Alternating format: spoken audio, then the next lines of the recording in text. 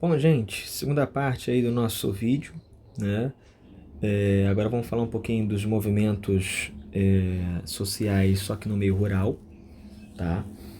E os movimentos sociais no meio rural vão ter o objetivo principal, que é a reforma agrária, que é uma redistribuição, uma reorganização das terras geradas pelo Estado, né? Visando até uma redistribuição mais igualitária das propriedades.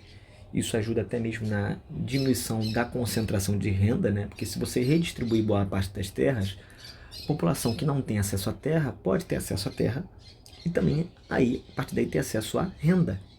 Que aí você pode diminuir a concentração de renda assim, ok? Então é um ponto importante aqui.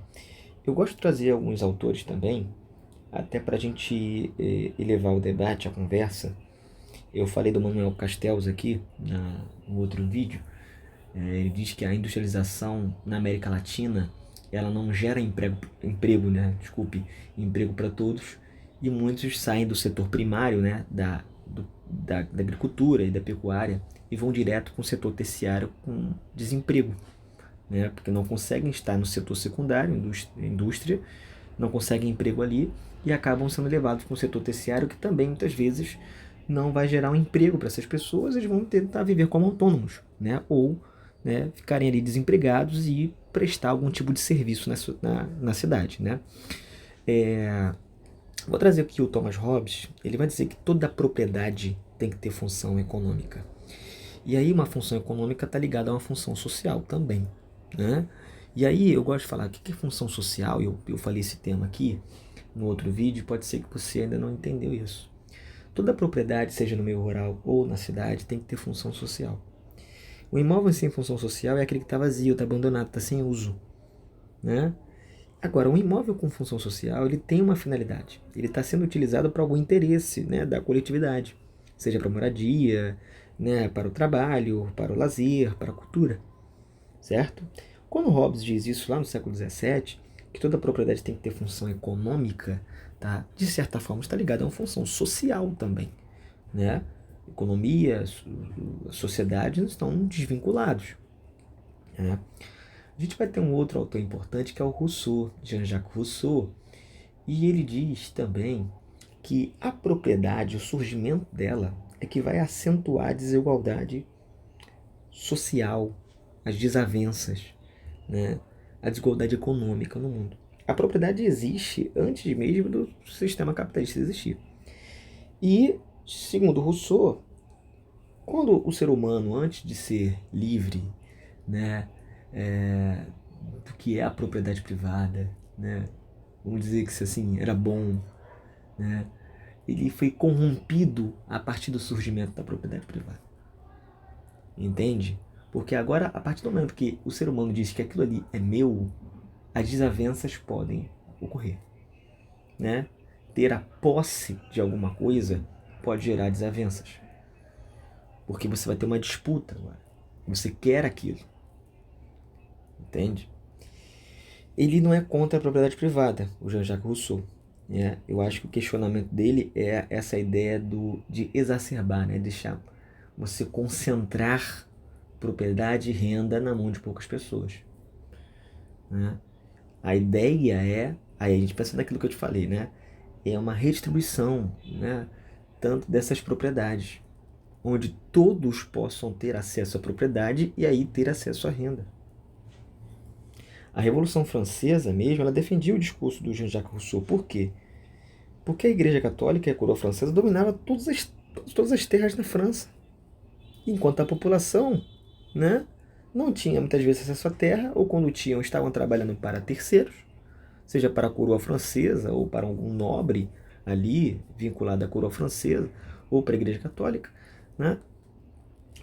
Tudo estava na mão ou do Estado ou da Igreja, e a sociedade em si não tinha acesso. Isso também fazia com que a sociedade não tinha acesso muitas vezes a uma renda. Entende? Então, o Rousseau não era contra a propriedade privada. Ele era contra esse, esse exacerbar, né, essa coisa de acumular a propriedade privada.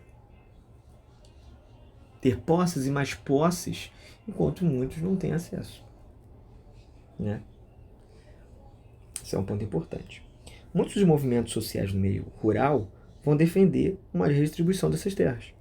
A gente vai chamar isso de reforma agrária. Uma redistribuição e uma reorganização dessas terras, geradas pelo próprio Estado, visando uma redistribuição um pouco mais igualitária das propriedades. Isso vai até ajudar na diminuição da concentração de rendas, porque se agora parte da população que não tinha acesso à terra agora vai ter acesso à terra, pode ter o quê? Acesso à renda também. Isso é muito importante. Aqui no Brasil e na América Latina é onde tem a pior distribuição de terras em todo o mundo. No Brasil e na América Latina. Se a gente pegar só a América do Sul, 10% de todos os proprietários da América do Sul concentram 80% das terras. No Brasil, a concentração de terras vem desde as capitanias. Né? Existiam as capitanias hereditárias, mas boa parte das terras eram doadas às Seis Marias, para nobres, militares portugueses, pessoas que tinham uma certa influência, né, na metrópole portuguesa. Por muito tempo, para ter terra no Brasil, pelo menos até a Lei de Terras, né, de 1850, essas terras eram doadas, e doadas para uma classe específica. Com a Lei de Terras, o processo de concentração aqui no Brasil só aumentou.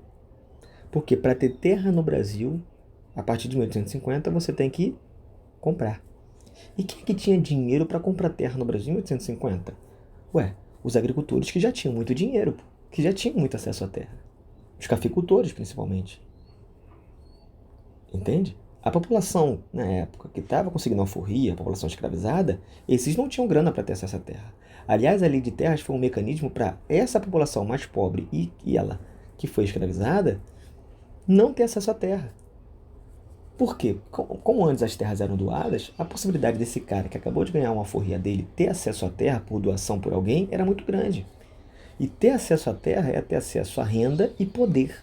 E a gente não pode levar o cara que é o marginalizado da sociedade, o que foi escravizado, a ter acesso ao poder. Era perigoso. Entende? Eu estou pegando só um exemplo aqui do Brasil, da nossa vivência. E aí, a partir da Lei de Terras, você concentrou mais terras ainda.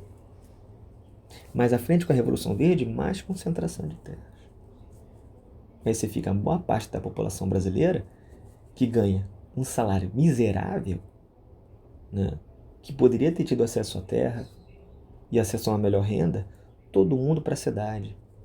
Boa parte, talvez aqui, você que está vendo esse vídeo, né, pode ter tido aí algum parente que veio do Nordeste, do Norte, que vivia no meio rural e que migrou para a cidade.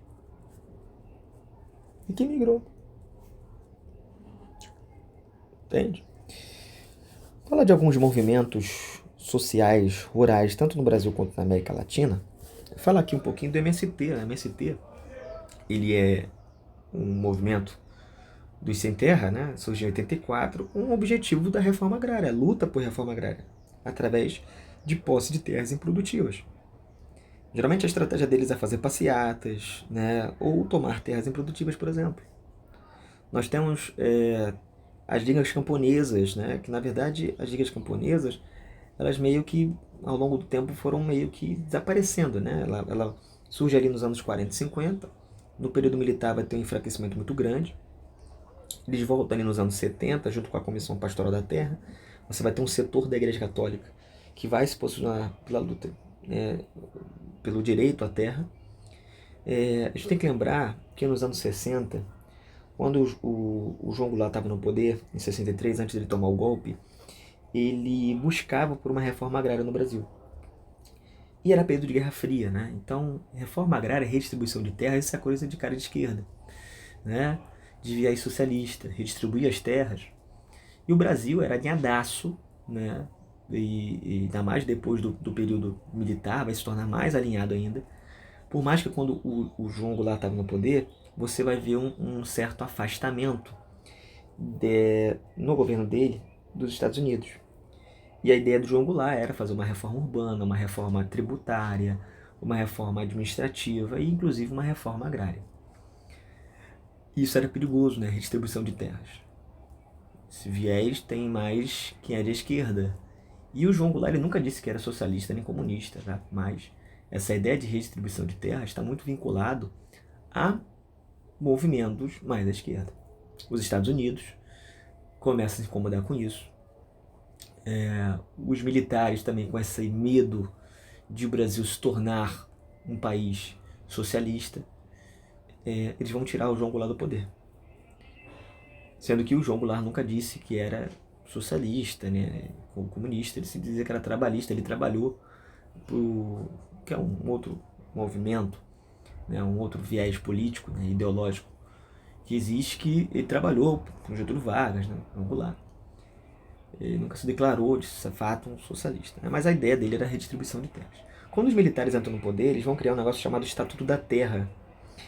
O Estatuto da Terra foi uma tentativa de acalmar os movimentos sociais no campo que cobravam agora uma redistribuição dessas terras.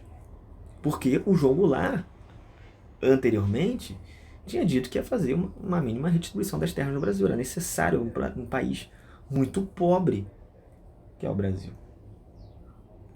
Entende? E aí, uma ideia que vem dos Estados Unidos ao governo brasileiro, já com os militares no poder, é o tal do Estatuto da Terra. O Estatuto da Terra, ele também vai buscar fazer uma redistribuição das terras, mas na verdade nem sai do papel. Mas por que os militares criaram isso? Para poder, olha, acalmar os movimentos no campo, dizendo, olha, nós vamos fazer uma redistribuição das terras sim, né? O que foi prometido anteriormente. Tá? E foi uma estratégia dos Estados Unidos para acalmar esses movimentos aqui, que poderiam fazer rebeliões, né? Contaminar o resto da sociedade e gerar um movimento de cunho socialista. Era Pedro de Guerra Fria, né, cara? Só que esse Estatuto da Terra ele nem sai do papel, ele vai ser engavetado lá. Só nos anos 80 ali que vai ter um movimento do Estatuto da Terra, que existem várias coisas dentro do Estatuto da Terra. Um deles é uma redistribuição dessas terras no Brasil.